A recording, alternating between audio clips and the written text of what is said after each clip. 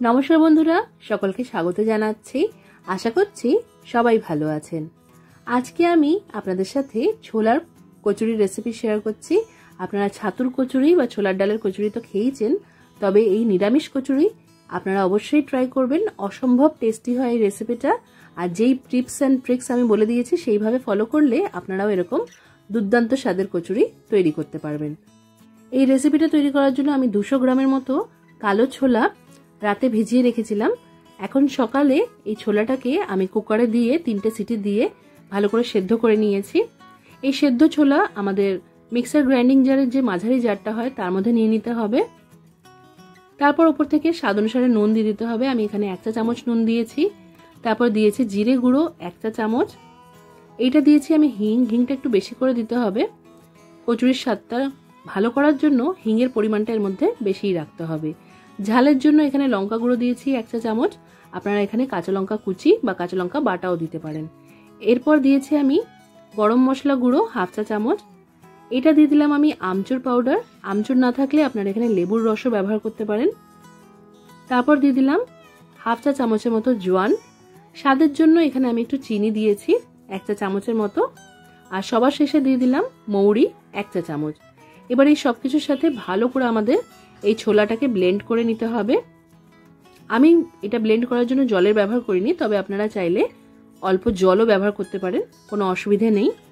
এবার এখানে একটা বড় থালার মধ্যে আমি নিয়েছি 1 বাটি আটা, মানে 150 গ্রামের মতো আটা আছে, আর 100 গ্রামের মতো নিয়েছি আমি এখানে ময়দা। এবার এই আটা আর ময়দার উপর থেকে দিয়ে দিলাম প্রায় 2 চিমটের মতো নুন, আর দিয়ে দিচ্ছি তেল প্রায় 2 টেবিল চামচের মতো। এবার এই সব কিছুকে ভালো করে আমাদের মিক্স করে নিতে হবে। ভালোভাবে তেল আর নুনটা আটা আর ময়দার সাথে মিশিয়ে নিয়ে এর মধ্যে অল্প অল্প জল দিয়ে ভালো করে মেখে নিতে হবে।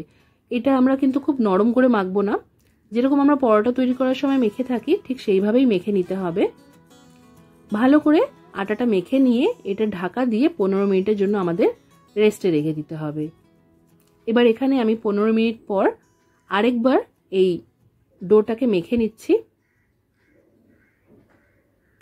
ডোটাকে ভালো করে মেখে নিয়ে এর থেকে আমরা লেচি কেটে নেব। আপনারা যেরকম সাইজের কচুরি খেতে ভালোবাসেন, ছোট বা বড়, সেইভাবেই লেচিটাকে কেটে নিতে হবে। আমি মাঝারি সাইজ করেই কেটে নিয়েছি, খুব বেশি বড় বা খুব বেশি ছোট করছি না। লেচি কাটা হয়ে গেলে এগুলোকে ভালো করে গোল করে নিতে হবে। লেচিগুলোকে ভালো করে হাত দিয়ে গোল করে নিয়েছি। এবার এইগুলোকে আমি আঙ্গুলের সাহায্যে এরকম বাটির শেপ দিয়ে দিচ্ছি। এর ভেতরে আমরা যেই ছোলার পুরটা রেডি করেছি সেটা দিয়ে দেব। সেটা দিয়ে চারিদিক দিয়ে ভালো করে এইভাবে মুখটা বন্ধ করে নিতে হবে।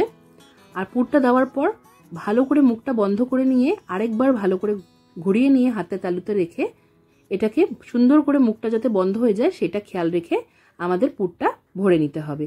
আরেকটা আমি পুর ভরে দেখিয়ে দিচ্ছি। পুরটা দেওয়ার পর সুন্দর করে ভালো করে মুখটাকে বন্ধ করে দিতে হবে যাতে একটুকু পুর বাইরে বেরিয়ে না আসতে পারে। তারপর আরেকবার হাতের তালুর মাঝখানে রেখে এটাকে ঘুরিয়ে নিতে হবে। এবার এটাকে আমরা বেলে নেব। বেলার জন্য অল্প তেল ব্যবহার করছি আমি। আর আমি একটু পাতলা পাতলা করে বেলে নিচ্ছি, বেশি মোটা রাখছি না।